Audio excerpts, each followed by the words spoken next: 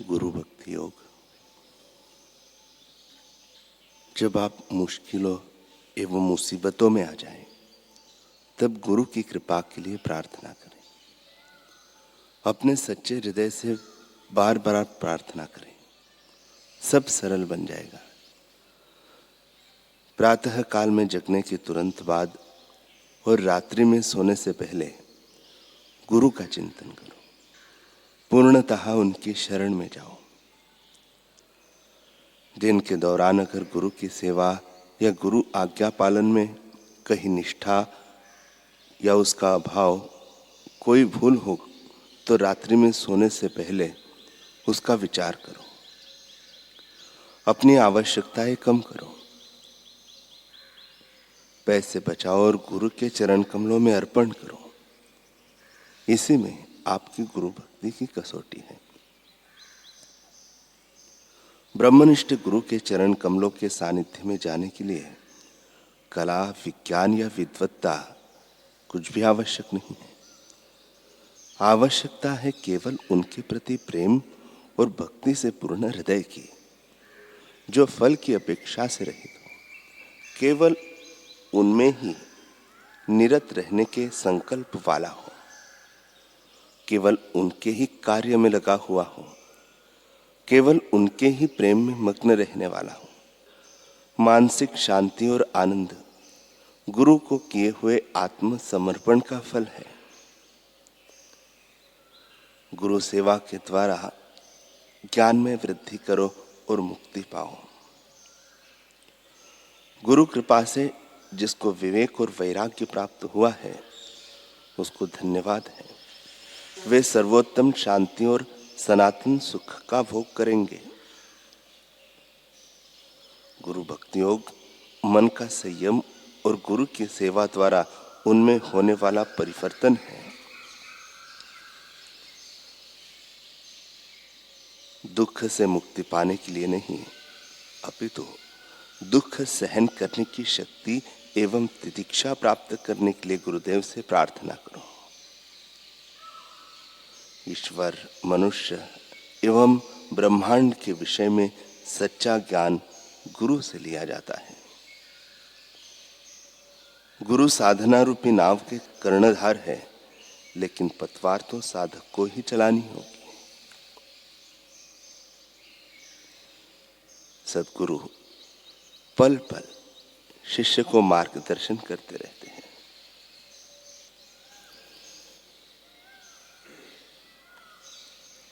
हम पूज्य लीलाशाह जी महाराज का जीवन चरित्र सुन रहे थे। पूज्य श्री लीलाशाह जी महाराज ने अपने कार्य क्षेत्र में कभी भी भौगोलिक सीमाओं की ओर नहीं देखा।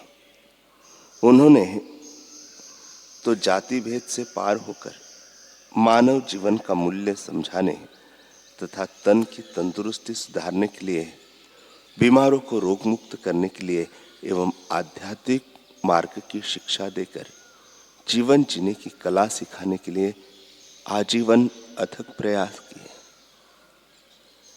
3 विदेश यात्राएं, तीसरी विदेश यात्रा के पश्चात वे भारत में पुनः जन सेवा के कार्य में निमग्न हो गए।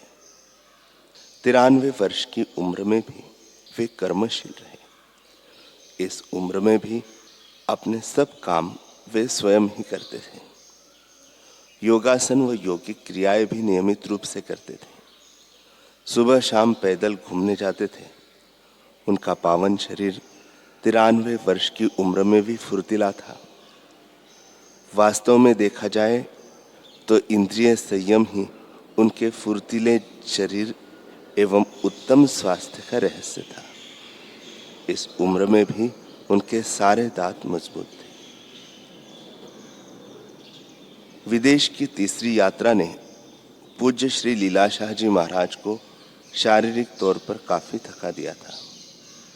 उनके आते एवं शरीर कमजोर हो गया था। इसलिए थोड़े समय तक वे आदिपुर के आश्रम में जाकर रहे।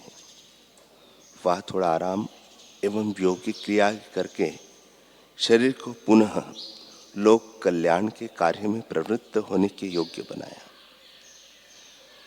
शरीर दुर्बलता होने के बावजूद जन सेवा की उच्च भावना एवं मजबूत आत्मबल के कारण उनकी शारीरिक अवस्था का किसी को भी पता न चला। लोग कभी ज्यादा हैरान करते और काफी समय तक उन्हें कार्यरत रखते, तब न चाहते हुए भी उन्हें कहना पड़ता, बाबा इस शरीर को अब आराम दो। इस अवस्था में पूज्य श्री लीलाशाह जी महाराज खूब कम बोलते। रोज सुबह जल्दी उठकर आसन एवं तेल मालिश करके दूर दूर तक जंगलों में जाकर आत्म मस्ती में लीन हो जाते। ऐसी कमजोर हालत में भी लोकहित की भावना के कारण उन्होंने जन सेवा का कार्य नहीं छोड़ा, देशाटन शुरू कर दिया। पूज्य श्री लीलाशाह जी महाराज की वाणी का एक एक शब्द एक एक अनमोल मोती की तरह था। उनकी वाणी हताश भक्तों में हिम्मत भरने वाली, राह भूले को सच्ची राह दिखाने वाली, जीवन रस का सिंचन करने वाली थी। उसमें कभी कर्तव्य पथ की पगडंडी का मार्गदर्शन, तो कभी जीव ब्रह्म की एकता का ज्ञान, तो कभी प्रभु के प्रेम विरह में तन एवं मन का भान भुला देने का दिव्य सामर्थ्य था। उनके सानिध्य में सभी का सर्वांगीण विकास हुए बिना नहीं रहता था। पूज्य श्री लीलाशाह जी महाराज लखनऊ में काफी समय के अंतराल के बाद पधारने के कारण लोगों की मांग उनको ज्यादा दिन रोक के रखने की थी। 23 जुलाई से कानपुर में अखिल भारतीय ब्रह्म क्षत्रिय सम्मेलन होने के कारण वे ज्यादा नहीं रुक सके और कानपुर के लिए उन्होंने प्रस्थान किया। पूज्य श्री लीलाशाह जी महाराज को पता था कि अब जिंदगी के अंतिम दिन नजदीक आ गए हैं, अतः उस सम्मेलन में वे एक ही बात की ओर बार बार इशारा करते रहे कि यह शरीर रहे कि न रहे, किंतु तुम लोगों ने विद्यादान फंड जिस उद्देश्य से एकत्रित किया है उसमें ही उसका सदुपयोग करना व इस कार्य को आगे बढ़ाते रहना। 22 सितंबर 1973 में नंद भई से आगरा एवं वहां से वे सौराष्ट्र पधारे। जब वे अजमेर से गुजरे तब स्टेशन पर असंख्य भक्त उनके दर्शन के लिए आए। उन लोगों को दर्शन सत्संग देकर उन्होंने हरिओम तत्सत का जप करवाया। जूनागढ़ पहुंचने के बाद पूज्य श्री लीलाशाह जी महाराज सोमनाथ एवं अन्य अनेक शहरों में पधारे। 25 अक्टूबर को पालनपुर से कार द्वारा आदिपुर में टहलराम टेकचंद की बरसी में उद्घाटन के लिए पधारे। वह शरीर ठीक न होने की वजह से आधा मिनट ही सत्संग किया। उस रात्रि को पूज्य श्री लीलाशाह जी महाराज का शरीर काफी अस्वस्थ था।